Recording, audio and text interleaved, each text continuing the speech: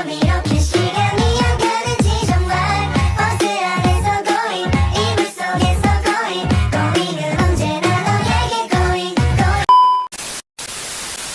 Assalamualaikum warahmatullahi wabarakatuh. Perkenalkan, nama saya Delvina Farmasari, NIM 24171050 dari Program Studi Administrasi Publik. Sebelumnya, terima kasih kepada Ibu Alfi Husni Esos MSI selaku dosen pengampu mata kuliah Ilmu Budaya Dasar. Di sini saya ingin mempresentasikan materi saya, yaitu manusia dan keindahan. Oke, kita masuk pada pembahasan yang pertama, yaitu tentang keindahan. Keindahan berasal dari kata indah, yang artinya bagus, permai, cantik, elok, molek, dan sebagainya. Benda yang mempunyai sifat indah adalah segala hal seni, pemandangan alam, manusia, rumah, perabot rumah tangga, suara, warna, dan sebagainya. Keindahan identik dengan kebenaran, keduanya mempunyai nilai yang sama, yaitu abadi dan mempunyai daya tarik yang selalu bertambah. Kebenaran di sini bukan kebenaran ilmu, melainkan kebenaran menurut konsep seni. Keindahan bersifat universal, artinya tidak terkait selera perseorangan, waktu dan tempat, selera mode, kedaerahan atau lokal. Keindahan dalam arti luas. Keindahan dalam arti luas merupakan pengertian semula dari bangsa Yunani dulu yang di dalamnya tercangkup pula kebaikan. Menurut Plato, keindahan itu sebuah watak yang indah dan hukum yang indah, sedangkan menurut Aristoteles merumuskan keindahan sebagai sesuatu yang selain baik juga menyenangkan. Dan menurut Plotinus menuliskan tentang ilmu yang indah dan kebaikan kebijakan yang indah. Serta bangsa Yunani juga mengenal keindahan dalam arti estetis yang disebut simetria untuk keindahan berdasarkan penglihatan dan harmonia untuk keindahan berdasarkan pendengar. Keindahan dalam arti estetis murni. Keindahan dalam arti ini, hal ini menyangkut pengalaman estetis seseorang dalam hubungan dengan segala sesuatu yang diserap. Ada pula keindahan dalam arti terbatas, yaitu yang dimana pengertiannya lebih sehingga menyangkut benda-benda diserapnya penglihatan. Disempitkannya hanya yang dengan yakini berupa keindahan dari bentuk dan warna. Jadi dapat diartikan keindahan pada dasarnya adalah sejumlah kualitas pokok tertentu yang terdapat pada suatu hal. Kualitas yang paling sering disebut adalah kesatuan, keselarasan, kesetangkupan, keseimbangan, dan perlawanan. Nilai estetik dalam kata keindahan, nilai yang berhubungan dengan segala sesuatu yang tercangkup dalam pengertian keindahan disebut pula dengan nilai estetik. Itu menurut kata Dalianggi.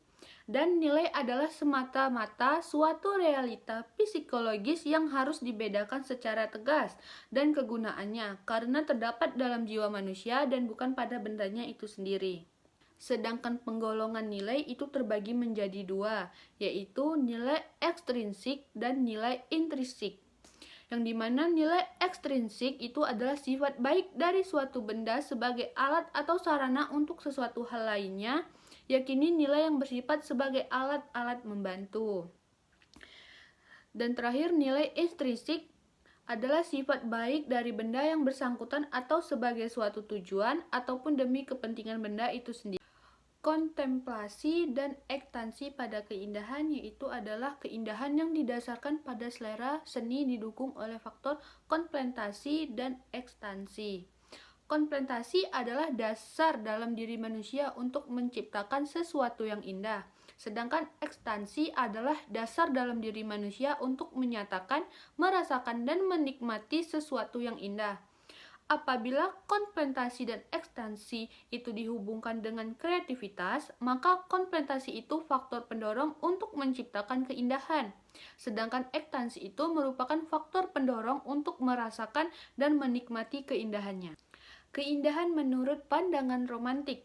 Dalam buku An Essay on Man 1954, Ernst Cassirer mengatakan bahwa arti keindahan tidak bisa pernah selesai diperdebatkan.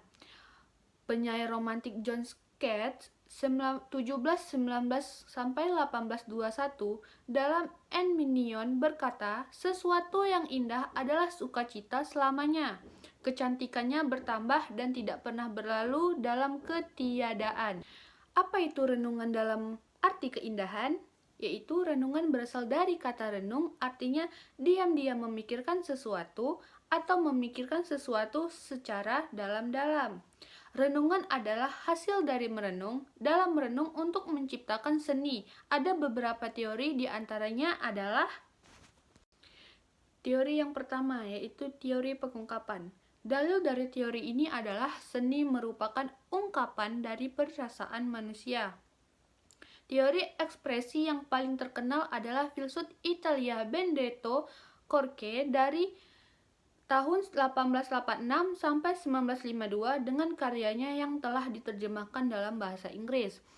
Beliau ini menyatakan bahwa art is expression of impressions. Seni adalah ungkapan dari kesan-kesan, yang dimana expression sama dengan intuition. Intuisi adalah pengetahuan intuitif yang diperoleh melalui penghayatan tentang hal-hal individu yang menghasilkan gambaran angan-angan. Teori yang kedua yaitu teori metafisik, yang dimana teori ini yang bersifat metafisis merupakan salah satu teori yang tertua. Yakinnya berasal dari Plato, yang karya-karyanya tulisannya sebagian membahas estetik, filsafati, konsep keindahan, dan teori seni. Sesuai dengan metafisika Plato yang mendalikan adanya dunia ide pada taraf yang tertinggi sebagai realita ilahi. Pada tahap yang lebih rendah, terdapat realita duniawi yang merupakan cerminan semu yang mirip realita ilahi itu. Contoh, Plato mengemukakan ide keranjang yang abadi, asli, indah, dan sempurna ciptaan Tuhan. Dan kemudian tukang kayu membuat ranjang dari kayu yang merupakan ide tertinggi keranjang itu. Dan akhirnya seniman meniru ranjang kayu itu dengan menggambarkannya ke dalam lukisan. Jadi, karya seni adalah tiruan dari suatu tiruan lain sehingga bersifat jauh dari kebenaran atau dapat menyesatkan. Dalam zaman modern, suatu teori seni lainnya yang bercorak metafisis dikemukakan oleh filsuf Arthur Schopenhauer 1788 sampai tahun 1860. Menurut beliau, seni adalah suatu bentuk dari pemahaman terhadap realita, dan realita yang sejatinya adalah suatu keinginan yang sementara. Dengan melalui perenungan semacam ini lahirlah karya seni. Seniman besar adalah seseorang yang mampu dengan perenungnya itu menebus segi-segi praktis dari benda-benda sekelilingnya dan sampai pada makna yang dalam, yakni memahami ide-ide di baliknya. Lanjut, teori yang ketiga yaitu teori psikologis, yang dimana suatu teori lain tentang sumber seni ialah teori permainan yang dikembangkan oleh Friedrich Schiller dari tahun 1757 sampai 1805 dan Herbert Spencer dari tahun 1820 sampai 1903. Menurut Schiller, asal mula seni adalah dorongan batin untuk bermain-main yang ada dalam diri seseorang. Seni semacam permainan yang menyimbangkan segenap kemampuan mental manusia berhubungan dengan adanya kelebihan energi yang harus dikeluarkan. Bagi Spencer, permainan itu berperan untuk mencegah kemampuan-kemampuan mental manusia menganggur dan kemudian menciut karena disia-siakan. Teori lain yang dapat dimasukkan ke dalam teori psikologis adalah teori penandaan, yang memandang seni sebagai suatu lambang atau tanda hari perasaan manusia. Kerasian dalam keindahan. Kerasian berasal dari kata serasi dan kata dasar rasi, artinya cocok, kena benar, dan sesuai benar. Keindahan adalah suatu kumpulan hubungan yang serasi pada suatu benda dan di antara benda itu dengan si pengamat. Filsuf Inggris Herbert Read merumuskan definisi bahwa keindahan adalah kesatuan dan hubungan-hubungan bentuk yang terdapat di antara penerapan-penerapan indrawi kita. Beberapa teori dalam keserasian, yaitu yang pertama teori objektif. Teori objektif berpendapat bahwa keindahan atau ciri-ciri yang menciptakan nilai estetik adalah sifat, kualitas yang telah memang melekat pada bentuk indah yang bersangkutan terlepas dari orang-orang yang mengamatinya. Yang kedua itu teori subjektif. Teori subjektif mengatakan bahwa ciri-ciri yang menciptakan keindahan Suatu benda itu tidak ada, yang ada hanya perasaan dalam diri seseorang. Pendukung dari kedua teori ini adalah Plato, Hegel, dan Bernard.